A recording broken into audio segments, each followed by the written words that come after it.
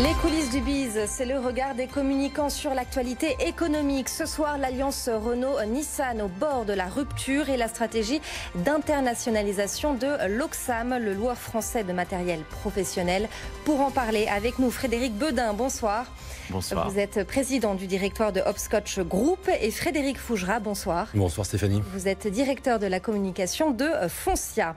Et on commence, je le disais, avec les relations qui se tendent au sein de l'Alliance. Renault laisse entendre qu'il bloquerait l'adoption des réformes de gouvernance de Nissan s'il n'était pas mieux représenté dans la nouvelle organisation. Une position jugée hautement regrettable par le constructeur japonais.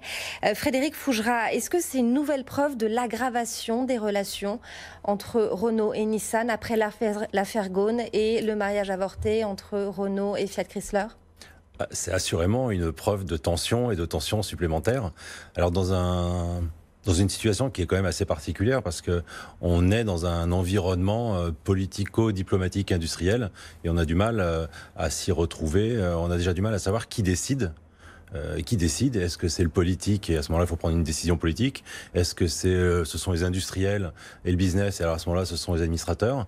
Donc on est dans un environnement où on ne sait pas qui décide, ce qui est toujours très mauvais en termes de management, en termes de direction d'une entreprise.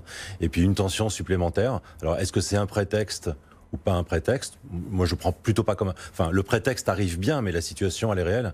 Avoir 3 comités au sein d'un board et n'être représenté quand on est l'actionnaire majoritaire que dans un des 3 comités, audit, rémunération et nomination. Donc, avec 43%, Renault ne serait présent que au comité des nominations. Ça me paraît un peu faible, ça me paraît pas être un partenariat juste et équilibré. Donc il y a matière à se plaindre, il y a matière à l'utiliser comme prétexte dans ce tiraillement et ces épisodes à répétition. Jean-Dominique Sénard dit il craint que ça réduise l'influence de Renault dans l'Alliance, ces nouveaux comités qui sont composés d'administrateurs indépendants. C'est une évidence. Ouais. Frédéric Bedin, Nissan est méfiant envers Renault suite à l'épisode Fiat Chrysler. Nissan a parfaitement compris que Renault cherchait une autre alliance. Nissan qui, on se doute, est froissé. Comment on fait quand la confiance est rompue entre 2 partenaires ? Alors d'abord, finalement, c'est bien de se dire les choses. C'est peut-être comme dans un couple, mais dans n'importe quelle entreprise, à un moment, il faut se parler. Et comme a dit Frédéric, si on juge qu'on n'est pas assez bien représenté dans telle ou telle instance de gouvernance, c'est peut-être mieux de se le dire que de faire l'autruche. Bon. Mais entre 2 partenaires, il faut comprendre que 2 entreprises comme Renault et Nissan, ou une seule alliance comme Renault et Nissan, il y a les dirigeants, il y a les actionnaires, mais il y a aussi les salariés, il y a aussi les clients, et tous ces gens-là ont des rapports qui sont différents et qui ne sont pas forcément conflictuels. C'est-à-dire qu'on peut imaginer qu'à l'intérieur de l'Alliance Renault-Nissan, il y a encore plein de gens qui continuent à travailler ensemble sur des sujets industriels, sur des sujets commerciaux, sur des sujets marketing, parce qu'ils ont appris à travailler ensemble depuis 20 ans pour le plus grand succès des 2 entreprises et que ça continue à marcher. Donc on voit... Les politiques jouent leur rôle de politique, les dirigeants dans la gouvernance jouent leur rôle de dirigeants dans la gouvernance, mais en dessous, les entreprises continuent à fonctionner.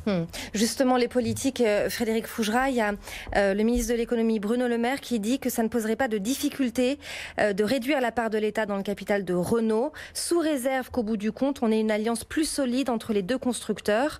Là, clairement, l'État est en train de recoller, enfin tente en tout cas de recoller les morceaux. Est-ce que c'est pas trop tard ? Mais est-ce que l'État recolle les morceaux ou est-ce que l'État est dans de l'ingérence? Est-ce qu'il fait de la politique diplomatique ou est-ce qu'il se met à la place des dirigeants de Renault? Je n'en suis pas certain et je suis assez mal à l'aise de ce qui, moi, me paraît être une ingérence. Ça veut dire que l'État a enfin compris qu'il était de trop dans le couple Renault-Nissan? Je ne sais pas s'il est de trop ou pas. Justement, c'est quel est réellement son rôle? Quand je disais qui décide, ils devraient se mettre d'accord ensemble sur qui décide et ensuite celui qui décide prend le lead et lead les opérations. Quand le ministre de l'économie fait des remarques, je pense que les Français sont beaucoup trop bavards dans cette histoire. On n'entend pas les Japonais nous expliquer et faire des déclarations avant et pendant les négociations sur leurs intentions, sur ce qu'ils vont faire ou pas. Nous sommes très bavards et est-ce que nous avons intérêt à être très bavard? Et quand on est très bavard, comme ce genre de déclaration, ou quand on explique qu'il faut procéder par ordre et la première chose à faire, c'est de renforcer l'alliance, puis ensuite on renforcera l'entreprise. Donc ça veut dire qu'on déclare publiquement exactement le contraire. Enfin, on retire au président de Renault et à son directeur général leur stratégie et leur droit de mener leur entreprise, ce pourquoi ils sont nommés. On est trop bavard et je pense que l'État ne joue pas son rôle, ou en tout cas, il devrait le jouer d'une façon bien plus discrète et bien plus réservée. Frédéric Beudin, auparavant, le ciment de l'Alliance, c'était Carlos Ghosn. Aujourd'hui, comment on fait pour recoller la confiance? Comment éviter une nouvelle dégradation des relations? C'est certainement une reconstruction un petit peu organique entre toutes les parties prenantes, chaque niveau d'interlocuteur devant reconquérir la confiance des autres. C'est dans les deux sens. Mais pour revenir sur le rôle des politiques, par exemple, c'est peut-être à commencer par eux. Il faut bien comprendre que nous, les Japonais, on est très différents. Nos organisations sont très différentes. En France, les politiques essayent de se mêler du business des entreprises. Au Japon, les entreprises ont un rôle politique très très important. Et donc, c'est difficile de faire se comprendre ces deux organisations qui sont inversées. Et donc, évidemment, le poids politique de Nissan au Japon est très important, alors que le gouvernement français essaie de jouer son rôle d'actionnaire, mais aussi un rôle politique dans Renault.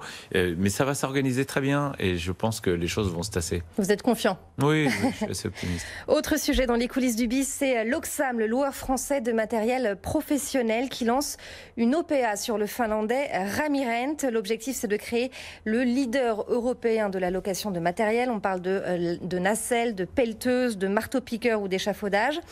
Une acquisition qui permet à l'Oxam d'être présent en Scandinavie, en Europe centrale et en Europe de l'Est. Frédéric Beudin, c'est une belle opération pour l'Oxam, qui, je le rappelle, est une entreprise bretonne, familiale, détenue à 80% par son patron Gérard Després. 80% par son patron et 15% par ses salariés et managers et 5% par un fonds d'investissement. C'est un modèle français formidable qui est en train de devenir une entreprise européenne, voire mondiale de très grande taille et de surfer sur une révolution entre les industriels qui construisent des grues, comme on voit derrière vous, Stéphanie, des machines, des nacelles élévatrices, des outils, et des immenses entreprises de bâtiments, de travaux publics. Et là, se crée un leader de la location au service de tout le monde. Et ça, c'est vraiment très intéressant. Et en fait, il faut comprendre qu'il y a un double enjeu. Il y a l'enjeu de business, c'est que vous avez des acteurs mondiaux clients, des acteurs mondiaux puis au milieu, s'il y a des petits loueurs, ça va pas. Donc il faut qu'il y ait des gros loueurs. Et là, il y a un gros acteur. Voilà. Qui est en train de se créer. Et par ailleurs, il y a une transformation avec le développement durable qui est en train de se faire, qui est immense. C'est-à-dire qu'il faut acheter moins de machines, mais des machines avec plus de valeur ajoutée. Il faut changer l'énergie. Il va falloir réinvestir dans plein d'outils. C'est le métier de loueur de machines, d'engins de chantier est un métier extrêmement intensif en capital.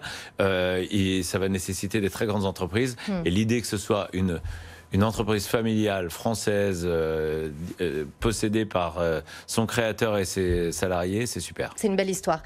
Frédéric Fougera, comment on réussit son internationalisation? C'est quoi les risques principaux? Alors, je ne sais pas si on peut parler de risque, mais déjà, c'est une entreprise internationale. Déjà présente dans énormément de pays en France, au Maghreb. 13 pays européens, Moyen-Orient, Maroc, Brésil et Colombie. Donc déjà, c'est déjà une entreprise internationale. Donc là, la véritable question, c'est comment parvenir à cette intégration nouvelle d'un géant. Donc ça, c'est le principal enjeu. Alors, c'est déjà une machine à intégration, l'Oxam, en réalité, parce que si vous regardez l'historique proche, au-delà des sociétés françaises, il y a des acquisitions au UK, en Belgique, aux Pays-Bas, je crois. Enfin, voilà, depuis 2006, il y a plein d'acquisitions. Donc, c'est déjà une belle machine à intégrer. Maintenant, c'est savoir pour quelle stratégie et de quelle façon ils vont réussir à intégrer ces sociétés. Est-ce que la stratégie, c'est de ne faire, comme ils le disent, essentiellement de la croissance organique? j'ai le sentiment qu'ils savent bien faire de la croissance externe aussi. Et puis après, comment ils vont se développer? Est-ce qu'ils vont conserver leur marque locale et leurs identités, ou est-ce qu'ils vont conserver une des deux grosses marques ou en créer une nouvelle?